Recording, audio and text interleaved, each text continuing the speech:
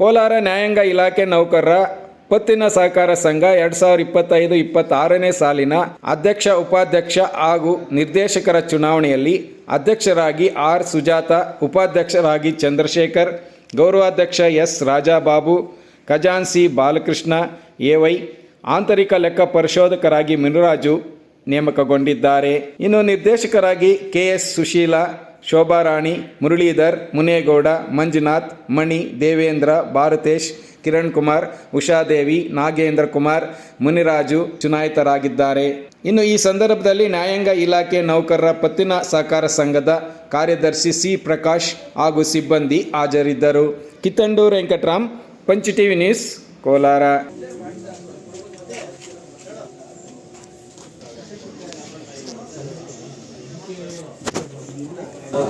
ಎಲ್ರಿಗೂ ನಮ್ಮ ಒಂದು ಟೀಮ್ ಏನಿದೆ ಆ ಟೀಮಿಗೆ ಎಲ್ರಿಗೂ ಋಣಿಯಾಗಿರ್ತೀನಿ.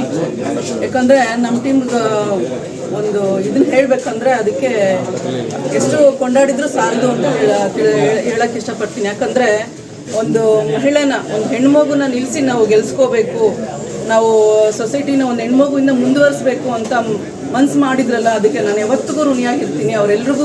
ಅವರೆಲ್ಲರೂ ಸಪೋರ್ಟ್ ಇರೋದ್ರಿಂದ ನಾನು ಈ ಮಟ್ಟಕ್ಕೆ ಬಂದು ನಾನು ಇವತ್ತು ಮುಂದೆ ಮಾತಾಡೋದು ಅಂತ ಹೇಳಿದ್ರೆ ನನಗೆ ತುಂಬಾ ಖುಷಿ ಆಗ್ತಾ ಇದೆ.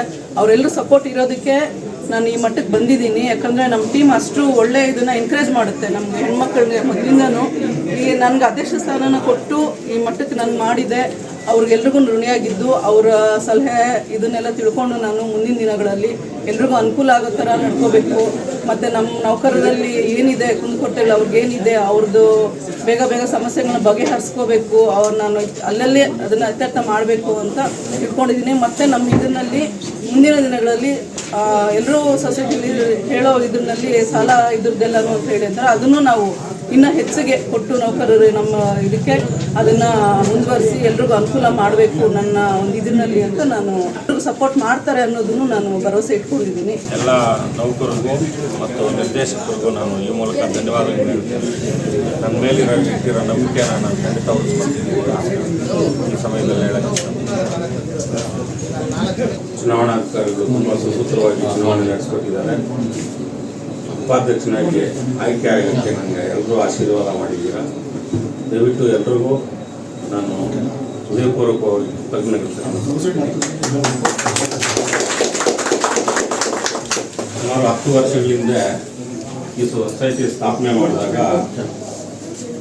ಈ ಮಟ್ಟಕ್ಕೆ ಬೆಳೆಯುತ್ತೆ ಅಂತ ನಾವು ಖಂಡಿತ ಅಂದ್ಕೊಂಡಿರಲಿಲ್ಲ. 10 ವರ್ಷದಿಂದ ಪ್ರಾಮಾಣಿಕವಾಗಿ ಈ ಸೊಸೈಟಿ ನಡ್ಸ್ಕೊಂಡು ಹೋಗಿದ್ದೀವಿ. ಇನ್ನು ಮುಂದೇನೂ ನಿಮ್ಮೆಲ್ಲರ ಸಹಕಾರದಿಂದ ಇನ್ನೂ ಉತ್ತುಂಗಕ್ಕೆ ಏರಿಸೋ ಪ್ರಯತ್ನ ಪಡೋಣ, ನಾವೆಲ್ಲರೂ ಒಟ್ಟಿಗೆ ಸೇರಿ ಅಂತ ನಾನು ಈ ಸಂದರ್ಭದಲ್ಲಿ ಹೇಳ್ತಾ ನಾನು ಹೇಳ್ತೀನಿ.